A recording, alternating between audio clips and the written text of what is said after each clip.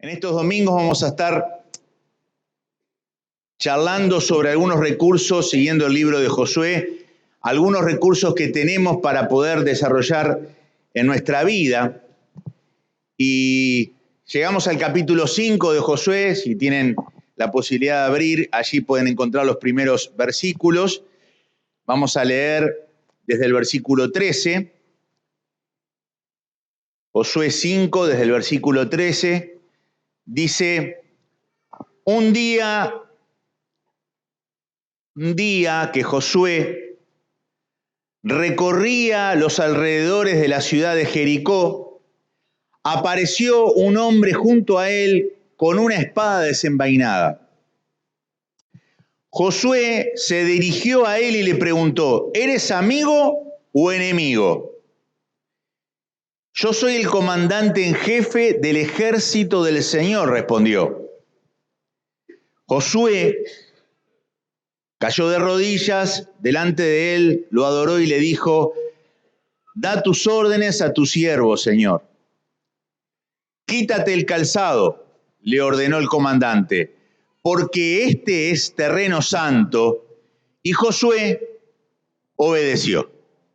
Está allí la lectura de la palabra de Dios. Nosotros venimos viendo toda la historia, desde que muere Moisés, de que Josué se tiene que hacer valiente y esforzarse desde el aspecto mental para entender que ya no estaba más Moisés, que era él el que tenía que hacerse cargo del llamado y llevar al pueblo para cruzar la tierra prometida, pero había muchos obstáculos y inconvenientes.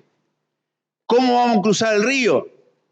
Somos 2 millones de personas, no hay puente, no hay barco, no hay nada. Y el Señor les dice que tenían que cruzarlo, que tenían que avanzar, que los sacerdotes iban a pisar el río y las aguas se iban a abrir. Y entonces tenían que ejercer la fe. Porque esto... Y bueno, se abre el río. Después que se abre el río, el Señor le dice que tenía que agarrar 12 piedras, ponerlas en medio del río, mientras el río estaba abierto. Todavía no estaban las columnas de agua en los costados. Estaban las 12 piedras ahí. Las 12 piedras arriba, allí en la parte de arriba. Y cuando pasan los sacerdotes se cierra el río y las 12 piedras que quedaron sepultadas les estaba enseñando a ellos que estaban muriendo a un estilo de vida. ¿Sí? Y había 12 piedras ahí. Ellos, símbolo de que habían resucitado. Después aparece la circuncisión, doloroso para los varones.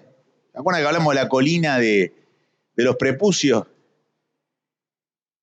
Que el dolor que significa tomar decisiones en contra del egoísmo y del yo, porque queremos una vida acomodada, queremos una vida sin inconvenientes, sin sufrimiento, sin esto, y aspiramos que Dios se amolde a esa vida, y bueno, eso no es así, está la consagración, la santidad es dolorosa, los pasos son... Bueno, y ahora tenía que empezar a conquistar. Y Josué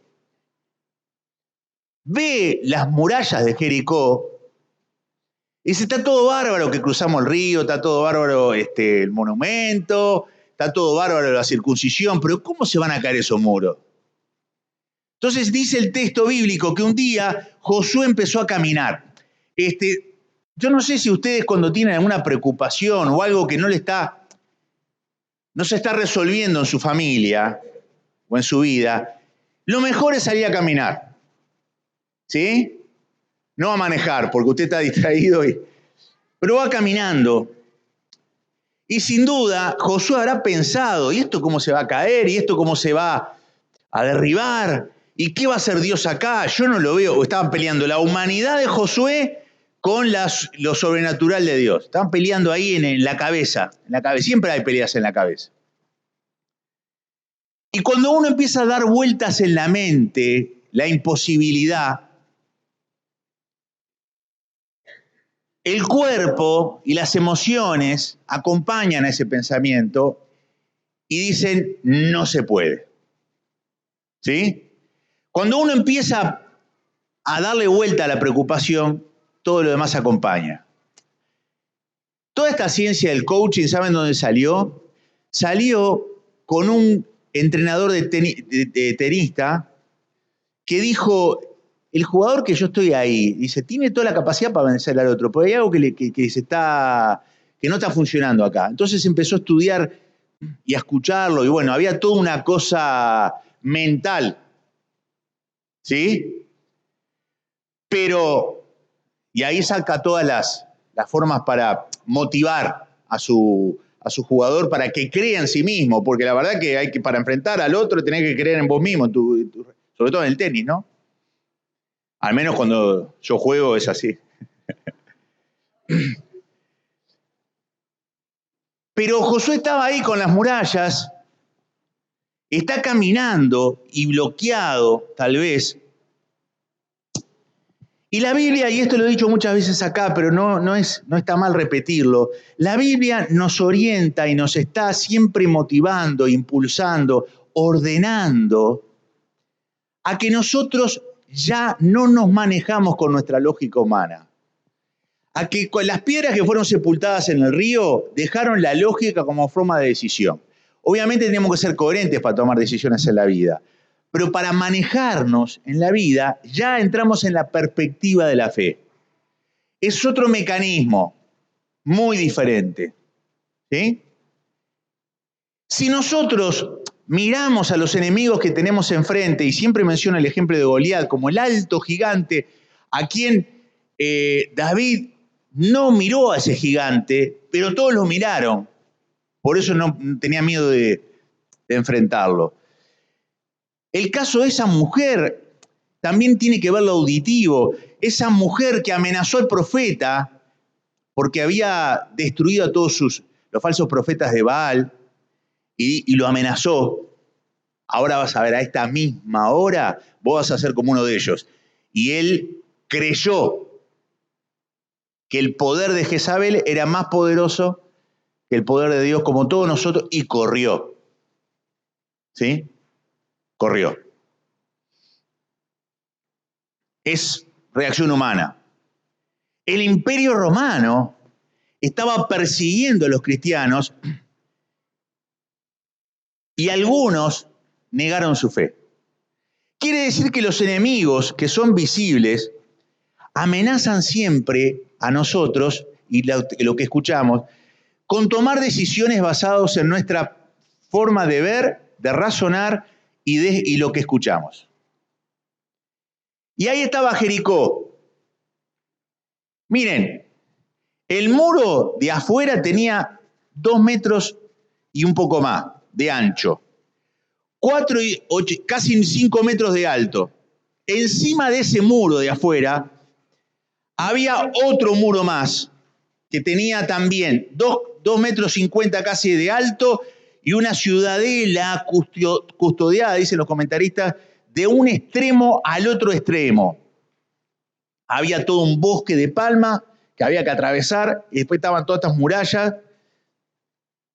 12 kilómetros, casi 13 kilómetros de largo por casi 5 kilómetros de ancho. Era una barrera inexpugnable. Y para colmo, el texto bíblico analiza que cuando ellos se enteran de que Israel los va a conquistar, se atrincheran más. Quiere decir que Josué estaba bien para preocuparse. ¿Y esto cómo se va a caer? Ahora, jamás enfrentamos esto en nuestra vida. Nosotros recién salimos de Egipto, estuvimos dando vuelta a la generación anterior y ahora recién cruzamos y jamás enfrentamos esto. El tema de las derrotas ocurren primero en los procesos de pensamiento. ¿Sí? Por eso esto del tenista que cuando iba a la cancha, tal vez habrá leído lo de su rival, la cantidad de victorias y que era invicto en esto y que nadie le ganó en el polvo como de rojo y en el piso verde y no sé qué, y leyó, habrá visto jugadas del otro. Entonces la mente empezó a acomodarse. ¿Y cómo le voy a ganar? Y no le vas a ganar. Y seguimos. ¿No? Hay estudiantes que dicen, lo voy a perder. Yo he escuchado a varios jóvenes adolescentes así. El examen ¿estudiaste? Sí, pero lo voy a perder. ¿No dicen así? La derrota se da ahí. Los grandes retos en la vida no son un problema para Dios cuando Dios quiere que nosotros conquistemos. El problema es cómo enfrento ese reto. Y Josué estaba caminando de esa manera y la pregunta que se habrá hecho, no lo dice el texto bíblico, porque dice que recorría, es cómo se van a caer. Ahora, ¿qué hace la lógica humana? ¿Nosotros qué hacemos? Si Dios lo hizo así acá, igual a esto Dios lo va a hacer acá. Pero en la Biblia, incluso en los milagros de Jesús, no se repite la metodología. Jesús usó diferentes formas para sanar a la gente. Una vez agarró barro, la otra vez le dijo la palabra. ¿Sí? O sea, Jesús no tenía un patrón. Y en la Biblia tampoco hay patrones. Porque Dios es ingenioso, es creativo. Ahora, ellos sabían, el río se había abierto. Y digo, ¿y ahora cómo va a ser Dios para que esto se caiga? La otra vez leía, y tengo la foto acá en la tablet, estas cosas impredecibles de Dios. Que dice, cuando Jesús enseñaba, instruía y daba recursos a las personas, Él decía muchas cosas que no tenían sentido para ellos, pero los confrontaba a que lo hicieran. ¿Se acuerdan de alguna de esas situaciones? Cuando Pedro quiso impedir la muerte de Jesús, Jesús le dijo, aléjate de mí, Satanás. Le dijo a sus discípulos que la manera de salvar su vida era perdiéndola. Le dijo a Nicodemo que debía nacer 2 veces, algo que lo confundió por completo. Cuando la gente quiso saber cuándo vendría el reino de Dios, Él les dijo que estaba dentro de ellos. Cuando la gente quiso un milagro, les dijo que construiría el templo en 3 días, aunque no se estaba refiriendo a un templo literal. Dijo que estar triste podía ser algo bueno para las personas. Todo al revés. Sin embargo, las palabras de Jesús todavía producen esclarecimiento, visión y ayuda en todas las esferas de la vida y las personas. Para entender la vida, tenemos que saber que Dios habló de muchas maneras. Esto lo vimos en los devocionales. Y en Hebreos dice, Dios habló muchas veces y de varias maneras a nuestros antepasados por medio de los profetas. En estos últimos tiempos nos ha hablado por medio de su Hijo. A Él Dios lo hizo heredero de todas las cosas y por medio de Jesús creó todo el universo. Él es el resplandor de la gloria de Dios, la fiel imagen de su ser y el que sostiene el universo con su palabra poderosa. Y después de haber realizado la purificación de los pecados, Jesús se sentó a la diestra del Padre. Dios habló muchas veces y de varias maneras. Vinieron 3 extranjeros a comer a la casa de Abraham y les dio un mensaje. Había un arbusto ahí que Moisés veía y siempre por el calor y por el fuego se encendía, pero se consumía enseguida. Pero ese arbusto cuando fue a la mañana estaba prendido a fuego y cuando regresó tenía prendido a fuego. Entonces Moisés dice, ¿qué pasa acá? Se acerca y dice Génesis, cuando se acercó, salió una voz de ahí del arbusto. Yo cuando escucho una voz del arbusto voy a un psiquiatra. Pero Dios habló. Había un profeta que quería quedar bien con Dios y tener plata en su bolsillo. Y no se puede a veces, las dos cosas. Pero lo que le ofrecía el rey, este rey pagano, era mucha plata, pero no podía maldecir al pueblo de Dios porque Dios no quería. Entonces él buscó manera para convencer a Dios y cuando está subiendo en la montaña una vez y el burro no le hace caso, le pega, le pega, le pega, se da vuelta al burro y le dice, y le habla, otro psiquiatra más. Dios habló a través de un burro.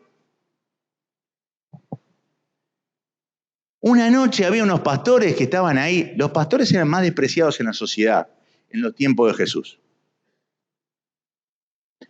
Pues nosotros decimos qué lindo los pastorcitos, pero en aquel tiempo, por trabajar con animales sucios e impuros, ellos estaban excluidos de muchas cosas. Entonces estaban en la montaña. ¿Qué hacían los pastores ahí? Estaban con el rebaño ahí.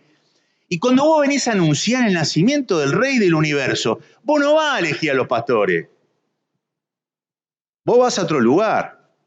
¿Sí? Gente más prestigiosa. Estaban todos mirando el cielo oscuro y de pronto los ángeles luminosos, que nunca hemos visto ninguno, por ahora, ¿no? Ninguno vio un ángel, ¿no? Aparecen todos en el cielo y lo negro se convierte en luz, plena noche. Y vienen ángeles, y los pastores están mirando ahí, en HD. Están así. Y los ángeles empiezan a darle el anuncio del nacimiento de Jesús. A los pastores. Ahora, cuando ya habían perdido la esperanza, un ángel se sienta en la piedra, se sienta arriba de la piedra y están las mujeres afuera y dice, ¿por qué están buscando a Jesús en el donde está muerto? ¿Todo esto lo estoy inventando? No. Dios habló de muchas maneras a los antepasados. Dios nos habla a nosotros porque nosotros tenemos que movernos por la voz de Dios. Cada uno de nosotros tiene que escuchar. Ahora, acá, Josué está pensando todo esto y de pronto ve ahí un hombre con una espada preparada para la batalla.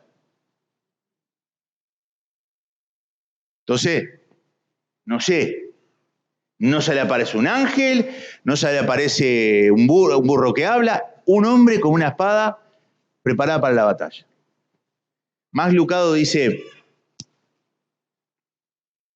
mucho antes de que Jesús comiera con Zaqueo en Jericó, compartió un momento con Josué cerca de Jericó. ¿Por qué? Porque Jesús es preencarnado, aparece en el Antiguo Testamento. También. Y se le aparece. Y acá la pregunta que le hace Josué, ¿de qué lado estás? Porque para Josué había dos bandos, los israelitas y los cananeos. Pero acá este hombre dice que era el comandante en jefe del ejército del Señor. Y el ejército que él tenía eran los ángeles que aparecen en la Biblia varias veces como aquellos que son poderosos para llevar a cabo los planes. Estoy leyendo el Salmo 103. Y están atentos a los mandatos del comandante para actuar. Soldados del ejército de Dios, atentos a los mandatos. No se le ora a los ángeles, no se le adora, no se le venera, pero están ahí para seguir las órdenes del comandante. Y si aparece allí, Dios no manda a un ángel, Dios manda a Jesús preencarnado, al ángel de Jehová. La Biblia dice que este Jesús sostiene el universo con su palabra poderosa y después de haber realizado la purificación de los pecados se sentó a la diestra de Dios en el cielo. Y también dice la palabra de Dios, el Señor de los ejércitos está entre nosotros. ¿Qué quiere decir? Que en los momentos cuando estamos preocupados y estamos caminando, ¿cómo se va a caer esta muralla? ¿Cómo se va a caer esta? ¿Cómo vamos a derrotar a estos? ¿Cómo vamos a vencer a esto? Y camina, da vuelta para atrás, da vuelta, y la cabeza da vuelta, da vuelta, da vuelta. En ese momento, Dios dice algo para que nosotros nos serenemos. Lo que hay que hacer es escuchar.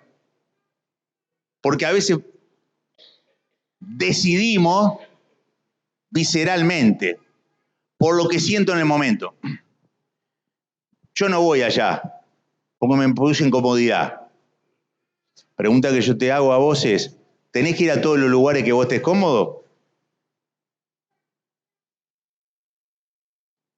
Entonces, decidimos, y la consulta al Señor a veces se hace después de que uno tomó una decisión.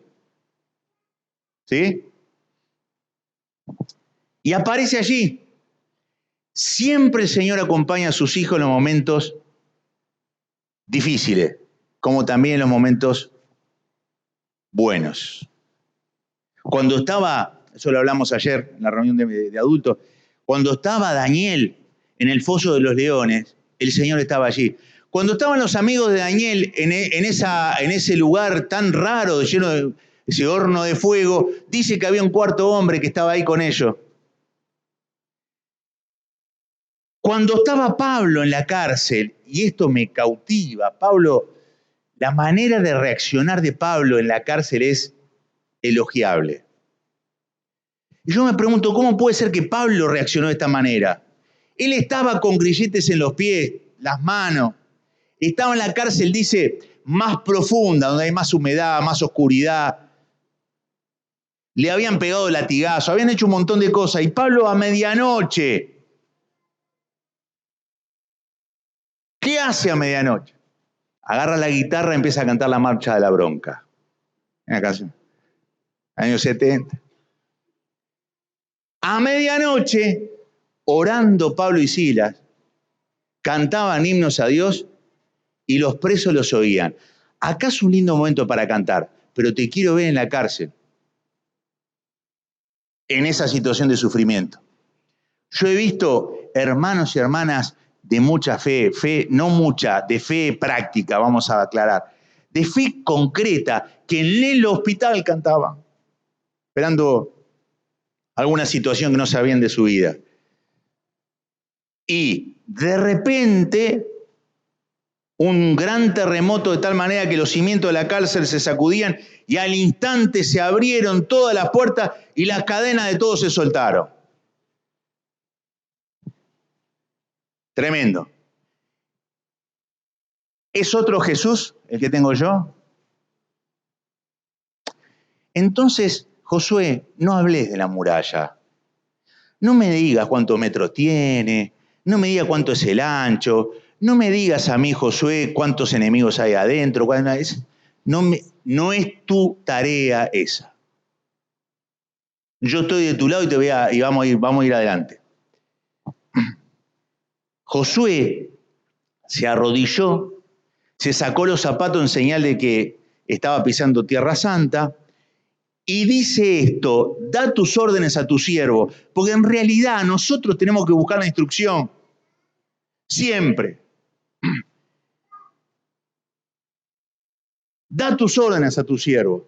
Y dice el versículo 15, y Josué obedeció. La Biblia dice que tenemos que fortalecernos en el Señor todo el tiempo. Todo el tiempo tenemos que fortalecernos. Todo el tiempo. Y esto de fortalecerse significa, tenemos que dejar que se apodere de nosotros, la palabra es apoderarse, la fuerza de Dios. Todo el tiempo. Todo el tiempo. ¿Sí? No hables de esto, no hables de los problemas de los muros de la Argentina, no hables de los inconvenientes. Fortalecete ahí. ¿Qué pasa? Cuando uno reflexiona sobre la palabra, sobre la voz de Dios, sobre lo que Dios dice, sobre la presencia y demás, empieza a apoderarse de nosotros una nueva manera de ver el problema y una nueva forma de ganarle al otro tenista que está enfrente. El Señor dijo, nunca te voy a dejar, nunca te voy a abandonar.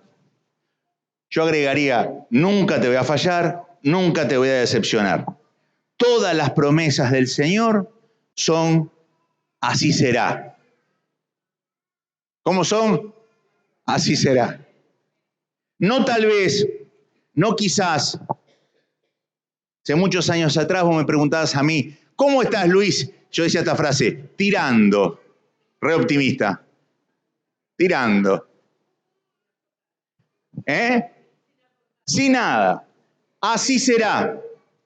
Y ahora dice la palabra que el Señor nos ha dejado al Espíritu Santo como jefe y conductor de la iglesia. Y en estos minutos que tenemos vamos a hablar de ese comandante que es el Espíritu Santo. Ese es el recurso. La Biblia dice que el Espíritu Santo está en cada uno de aquellos que tienen a Jesús en su vida y habita en la iglesia donde van los hijos de Dios. No está Dios en los edificios, está Dios en las personas que lo toman como Señor. Y el Espíritu Santo dice que cuando viene al interior de una persona, le testifica, porque nosotros tenemos un espíritu, le habla a nuestro espíritu para darle seguridad de que soy hijo de Dios. Parte de la seguridad de que soy hijo de Dios es el evangelio que yo recibí y el espíritu que entró y me lo aseguró. Si uno tiene inseguridad, o tiene un problema emocional, o el espíritu no está ahí. El Espíritu Santo trabaja en la salvación a través de la obra de Jesús, que el Señor nos ha salvado de los pecados pasados, ya no se acuerda más, que el Señor nos va a salvar de los pecados del futuro. Cuando estemos en la presencia de Dios dice, no va a haber pecado, no va a haber llanto, no va a haber nada de eso, nada negativo va a estar en la presencia de Dios, nada. Y el Espíritu Santo nos salva del pecado, del dominio del pecado en el presente. Eso lo dice la palabra. Hoy, que caigo, que me equivoco, que fallo y demás, el Espíritu Santo me da ese recurso para que no me domine nada.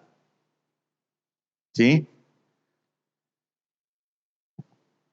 Dice la Biblia que fuimos sellados con el Espíritu Santo de la promesa. Y acá San Pablo habla de un paquete que se despachaba, se ponía un sello. Eso hablaba de la procedencia, eso hablaba de la pertenencia, eso era un certificado de garantía, se ponía un sello. Quiere decir que el Espíritu Santo nos asegura, cuando entramos, no solo le predica a nuestro espíritu, sino nos asegura que nuestro dueño es el Señor, no las circunstancias. ¿Quién dice amén? Las circunstancias no son nuestro jefe. Él nos selló y nos dio un certificado de autenticidad. Y también dice que nos da la capacidad para poder enfrentar las cosas. También dice que el Espíritu Santo es las arras, palabra complicada la Reina Valera, de nuestra herencia. En realidad lo que está diciendo ahí, el Espíritu Santo que tenés vos hoy en tu vida es un adelanto de lo que va a ser el cielo. Un adelanto. Cuando usted paga algo en cuota, 12, 24, 48. ¿Hay más? 96. La primera cuota es un adelanto, ¿sí? En este caso de una deuda que usted tiene. Pero el Espíritu Santo es el adelanto del cielo. Quiere decir que el Espíritu de Dios que usted recibió, que dio testimonio a su Espíritu, que le da poder contra el dominio del pecado, ese que es un adelanto. Hemos recibido al Espíritu, dice San Pablo, para que sepamos lo que Dios nos ha concedido. Leer la Biblia racionalmente solamente no va a traer revelación en nuestra vida. Hay estudiosos en la universidad que la leen, hay profesores que la enseñan y no tienen al Espíritu Santo en su vida. El entendimiento de las cosas que Dios nos ha concedido es por iluminación del Espíritu.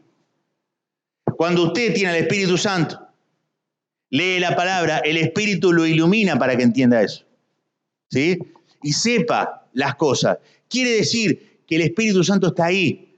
Eso dice, nos acompaña, está dentro de nosotros. Y también nos ayuda en la debilidad. No hables más de tu debilidad. Por favor, el Espíritu te ayuda en tu debilidad. No pongas el acento en tus debilidades, pon el acento en el Espíritu Santo que te ayuda. Y también dice, porque no sabemos cómo orar. El Espíritu traduce las cosas. Mirá, lo que en realidad Luis está diciendo, le está diciendo el Padre, es esto. Vamos a arreglar la oración, porque la oración de Luis. Porque todas nuestras oraciones buscan situaciones de comodidad. ¿Sí o no? Que estemos bien, que esté sano, que esté esto, que esté lo otro. No digo que esté mal o bien, estoy diciendo lo que hacemos nosotros. Y no siempre orar así está bien. Entonces el Espíritu Santo dice que nos ayuda. Quédate tranquilo, si vos orás mal no pasa nada. Pero también dice, tenés que caminar en el Espíritu y ser lleno del Espíritu. Y acá vamos a decir algo que es controversial. D.L. Moody, que era un evangelista del siglo XIX, dijo, queremos que el Espíritu obre a nuestra manera. ¿O no? Y yo tengo que ser claro, el Espíritu Santo no es de las asambleas de Dios, el Espíritu Santo no es de los hermanos libres, el Espíritu Santo no es bautista, el Espíritu Santo es el Espíritu Santo. Tiene nada que ver con la denominación. Queremos que ore a nuestra manera. Y si Él no lo hace así, pensamos que a veces que no es la obra de Dios, porque no ha sucedido del modo habitual. Lo que necesitamos es dejar que el Espíritu Santo obre según su propia manera. Y claro que esto es difícil de entender. Y a veces nos da miedo, porque algunos en nombre del Espíritu han hecho zafarrancho por ahí. Pero el Espíritu Santo es libre de obrar. Cuando uno tiene deseos, y te digo cuando Dios está obrando en tu vida, cuando uno tiene deseos de leer la palabra de Dios y empieza a tener hambre, es el Espíritu que está trayendo ese deseo. Cuando uno empieza a darse cuenta que hay cosas en la vida, en su vida y en su carácter que están mal y le hacen ruido y se siente molesto o molesta, es el Espíritu Santo que te está advirtiendo. Porque si el Espíritu no estuviera ahí, vos estarías tranquilo con tu zafarrancho personal. ¿Sí? Cuando una persona canta en la noche en una cárcel, o en un invierno duro, o ante una pérdida, o ante una situación difícil que todavía no se resolvió, y una persona tiene esa esperanza todavía, es porque el Espíritu Santo está ahí. Es lo que dijimos nosotros recién, que nos acompaña. Cuando una persona es paciente, milagro. El Espíritu Santo hace eso. Nadie acá es paciente, ¿sí o no? Más cuando vos llamás para reclamar que el wifi se te cayó. ¿O no? ¿O no? El ruidito de atrás. No me pases con otro. Por favor, María, quédate conmigo en el teléfono. Lo paso al servicio. La Biblia nos dice que el Espíritu Santo obra. Ahora, esta es la advertencia para el pueblo de Dios. No apaguen al Espíritu. ¿Qué significa esto? Significa, simbólicamente, el Espíritu Santo es fuego, y ese fuego se tiene que cuidar. ¿Sí? Tenés que poner leña, tenés que hacer tu parte. Tiene que haber oxígeno que tiene que entrar, si no se ahoga el fuego. Tiene que haber oración, tiene que haber palabra, tiene que haber todo eso. Y tiene que haber una actitud receptiva. Hay mucha gente que es cuestionadora en las cosas de la Biblia. Cuestiona más de lo que acepta.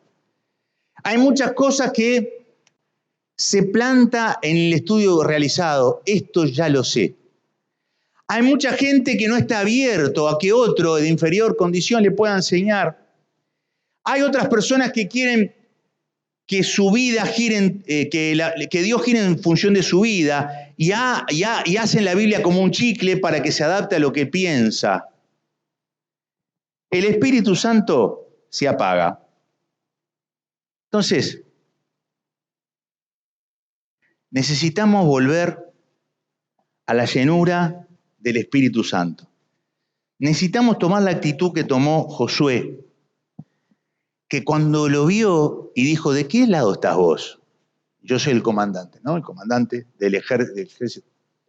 Y ahora dice que es el Espíritu es el que está en la tierra. Yo necesito, como Josué, arrodillarme ante eso y preguntar. Da instrucciones. Yo necesito encender mi vida espiritual, porque tenemos una tendencia al declive. Naturalmente, todo lo que estamos aquí, caemos en rutinas que después nos asfixiamos en religiosidad, que se hace así, se hace ahí paso 1, paso 2, paso 3, después hacemos esto, después hacemos lo otro, y el Espíritu Santo quiere traer el fruto a mi vida, y no se logra porque el fuego se está apagando, porque yo no estoy poniendo. Espíritu Santo quiere hacer grandes cosas en el pueblo de Dios. Yo leía ayer, me reía de esto, la vaca no da leche, decía la frase. ¿Usted qué hace cuando escucha la vaca no da leche? La vaca no da leche, decía. Y abajo en letra más chiquita decía, tenés que levantarte, los que se criaron en el campo saben de esto, tenés que levantarte temprano, tenés que agarrar el balde, tenés que ir a ordeñar. Claro, la vaca no da leche. Nosotros tenemos que ir a la vaca, ¿no? Espíritu Santo quiere hacer muchas cosas, pero la actitud del pueblo tiene que ser receptiva a lo que quiere hacer. Amén.